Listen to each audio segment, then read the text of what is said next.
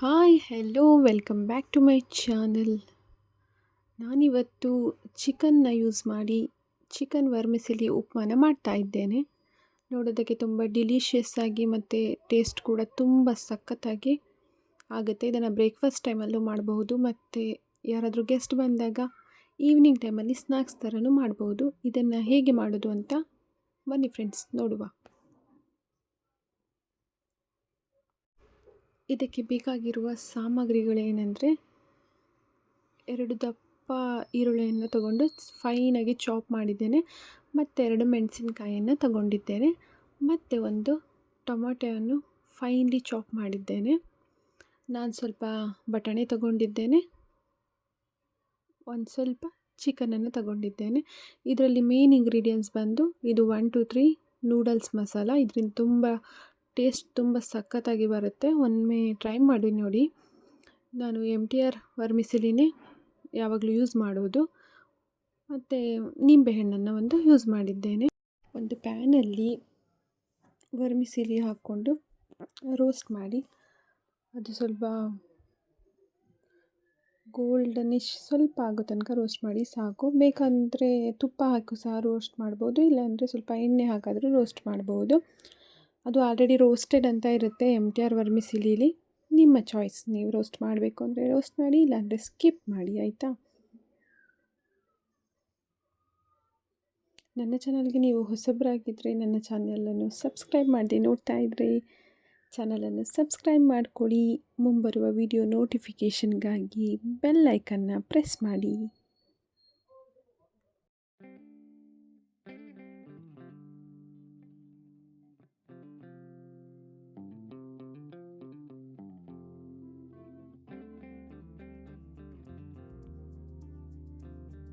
ವರ್ಮಿಸೆಲಿ roast ಆದ ನಂತರ ಅದನ್ನು ಬೇರೆ ಪಾತ್ರೆಯಲ್ಲಿ ತೆಗೆದಿಟ್ಕೊಳ್ಳಿ.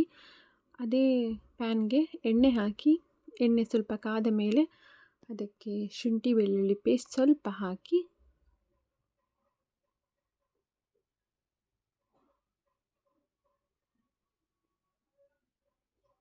ಅದರಲ್ಲೇ ಇಮಿಡಿಯೇಟ್ ಅದರ ಹಿಂದೆನೇ ಸ್ವಲ್ಪ ಚಿಕನ್ನ ಸಹ ಅದರಲ್ಲೇ ಹಾಕಿ ಫ್ರೈ ಮಾಡಿ. ಅದಕ್ಕೆ ನಾನು ಬಟಾಣಿಯನ್ನು ಸ್ವಲ್ಪ ಬಾಯ್ಲ್ ಮಾಡಿಕೊಂಡಿದ್ದೇನೆ, ಸಾಲ್ಟ್ ಹಾಕದೆ ಹಾಗೆ ಬಾಯ್ಲ್ ಮಾಡಿದ್ದೇನೆ. ಅದನ್ನು ಸಹ ಇದರಲ್ಲೇ ಹಾಕಿ ಎಣ್ಣೆಯಲ್ಲೇ ಸ್ವಲ್ಪ ಬಾಯ್ಲ್ ಮಾಡುವ. ಅರ್ಧ ಬಾಯ್ಲ್ ಆಗಿದೆ ಇದು ಸ್ವಲ್ಪ, ಮತ್ತು ಅರ್ಧ ಬಾಯ್ಲ್ ಮಾಡ್ಕೊತಾ ಇದ್ದೇನೆ. ಅದರಲ್ಲೇ ಬಾಯ್ಲ್ ಆಗುತ್ತೆ. ಇದನ್ನು ಚೆನ್ನಾಗಿ ಸ್ವಲ್ಪ ಕಲರ್ ಚೇಂಜ್ ಆಗೋ ತನಕ ಚೆನ್ನಾಗಿ ಫ್ರೈ ಮಾಡಿ.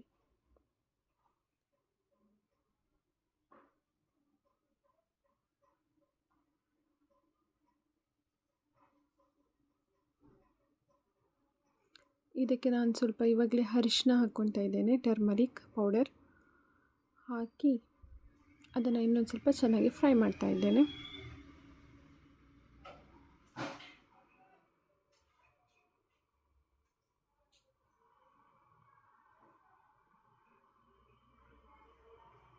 ಅದು ಚೆನ್ನಾಗಿ ಫ್ರೈ ಆದ ನಂತರ ನಾವು ಮತ್ತು ಈರುಳ್ಳಿ ಮತ್ತು 2 ಮೆಣಸಿನ್ಕಾಯಿ ತೊಗೊಂಡಿದ್ದೇನಲ್ಲ, ಹಸಿರು ಮೆಣಸಿನ್ಕಾಯಿ, ಅದನ್ನು ಇದರಲ್ಲೇ ಹಾಕಿ ಅದನ್ನು ಚೆನ್ನಾಗಿ ಫ್ರೈ ಮಾಡುವ.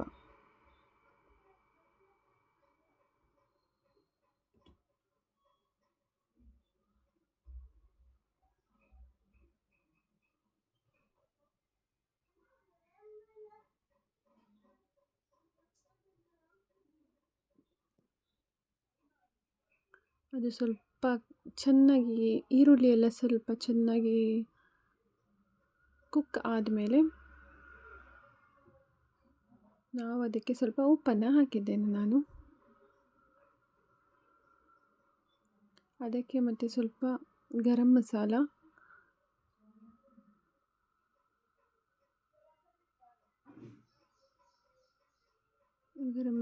ಮತ್ತು ರೆಡ್ ಚಿಲ್ಲಿ ಪೌಡರ್ನ ಆ್ಯಡ್ ಮಾಡಿದ್ದೇನೆ. ರುಚಿಗೆ ತಕ್ಕಷ್ಟು ನೀವು ಹಾಕ್ಕೊಳ್ಳಿ.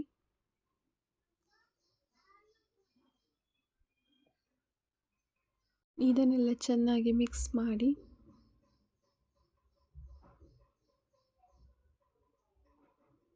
ಮಸಾಲೆ ಜೊತೆ ಎಲ್ಲ ಈರುಳ್ಳಿ ಎಲ್ಲ ಚೆನ್ನಾಗಿ ಮಿಕ್ಸ್ ಆದ ಮೇಲೆ, ಚೆನ್ನಾಗಿ ಕುಕ್ ಆದ ಮೇಲೆ, ನಾವು ಫೈನಲಿ ಲಾಸ್ಟಿಗೆ ನಾವು ಟೊಮೆಟೊ ಮತ್ತು ಕೊತ್ತಂಬರಿಯನ್ನು ಹಾಕ್ತೇವೆ. ನಾನಿವಾಗ ಇದಕ್ಕೆ ಟೊಮೆಟೊ ಹಾಕಿ ಮಿಕ್ಸ್ ಮಾಡ್ಕೊಳ್ತಾ ಇದ್ದೇನೆ.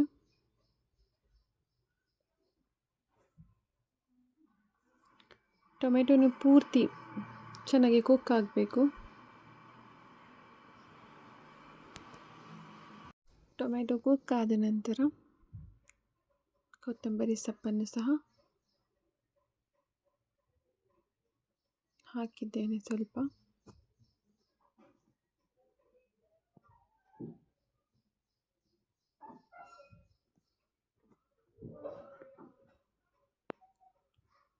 ಮತ್ತು ನಾನು ಬೇರೆ ಗ್ಯಾಸ್ ಸ್ಟವ್ ಅದೇ ಪಕ್ಕದಲ್ಲೇ ಸ್ವಲ್ಪ ನೀರನ್ನು ಬಾಯ್ಲ್ ಮಾಡಿಕೊಂಡಿದ್ದೆ, ಅದರ ಅಕಾರ್ಡಿಂಗ್ ಎಷ್ಟು ನೀರು ಬೇಕು ಅಂತ.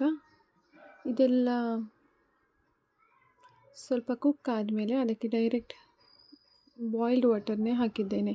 ಬಾಯ್ಲ್ಡ್ ವಾಟರ್ ಹಾಕೋದು ತುಂಬ ಜನ ತಣ್ಣನೆ ನೀರು ಹಾಕ್ತಾರೆ. ತಣ್ಣನೆ ನೀರು ಹಾಕ್ಬೋದು, ಬಟ್ ಕುಕ್ಕಿಂಗ್ನ ಪ್ರೋಸೆಸ್ನ ನಾವು ಸ್ಟಾಪ್ ಮಾಡಿದ ಹಾಗಾಗುತ್ತೆ.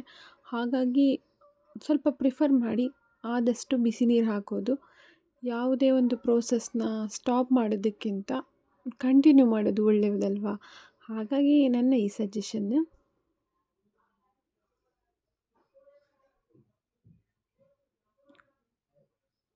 ಅದಾದಮೇಲೆ ಅರ್ಧ ನಿಂಬೆಹಣ್ಣನ್ನು ಇದರಲ್ಲಿ ಹಾಕಿದ್ದೇನೆ ನಾನು.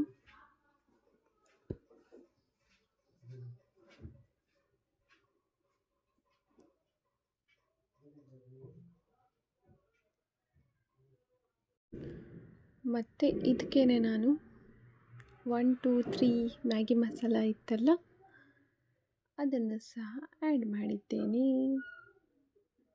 ನೂಡಲ್ಸ್ ಮಸಾಲ. ನೀವು ಮ್ಯಾಗಿ ಮಸಾಲ ತೊಗೋಬೇಡಿ, ಇದನ್ನೇ ಪ್ರಿಫರ್ ಮಾಡಿ. ಅದು ಸ್ವಲ್ಪ ಹಳೇ ವಾಸನೆ ಬಂದ ಹಾಗಾಗುತ್ತೆ ನನಗೆ. ಹಾಗಾಗಿ ನನಗೆ ಇದು ಓಕೆ ಅನಿಸುತ್ತೆ. ಹಾಗಾಗಿ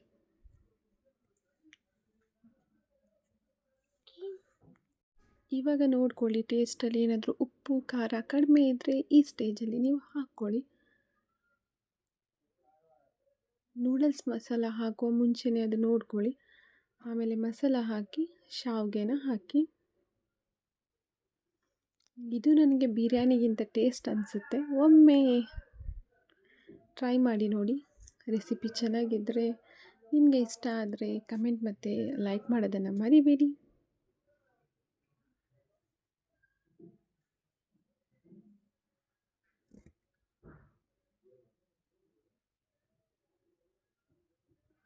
ಶಾವಿಗೆನ ಹಾಕಿ ನಾನು ಸ್ವಲ್ಪ ಹೊತ್ತು ಸಿಮ್ಮಲ್ಲಿ ಇಟ್ಟು ಕುಕ್ ಮಾಡಿ, ಅದು ಸ್ವಲ್ಪ ದಮ್ ಆಗೋದಕ್ಕೆ ಬಿಡ್ತೇನೆ, ಬೇಯಲು ಬಿಡ್ತೇನೆ.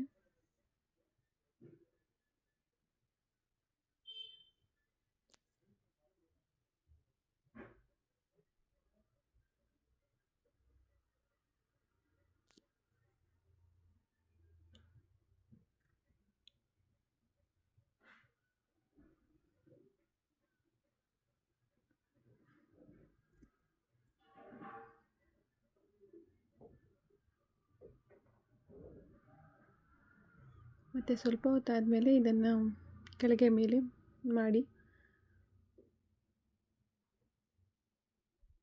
ಆವಾಗ ಚೆನ್ನಾಗಿ ಕಂಪ್ಲೀಟ್ ಕುಕ್ ಆಗುತ್ತೆ.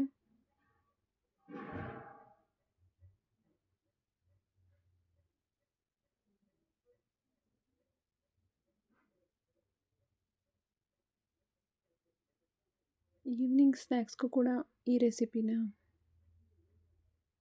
ಮಾಡಬಹುದು. ಯಾರಾದರೂ ಗೆಸ್ಟ್ ಬಂದಿದ್ದರೆ ಇದ್ರ ಬದಲಾಗಿ ಬೇಕಂದರೆ ಎಗ್ ಬೇಕಂದರೂ ಆ್ಯಡ್ ಮಾಡಿ ಮಾಡಬಹುದು.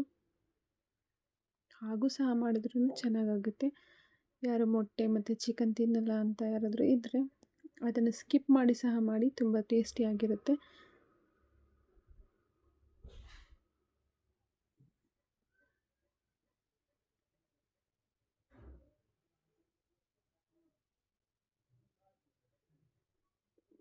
ಇವಾಗ ನೋಡಿ ಕಂಪ್ಲೀಟಾಗಿ ಕುಕ್ ಆಗಿ ನಮ್ಮ ವರ್ಮಿಸೆಲಿ ಹೇಗಾಗಿದೆ ಅಂತ.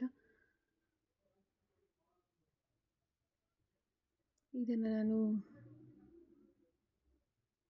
ಒಂದು ಪ್ಲೇಟ್ಗೆ ಸರ್ವ್ ಮಾಡ್ಕೊಳ್ತೇನೆ.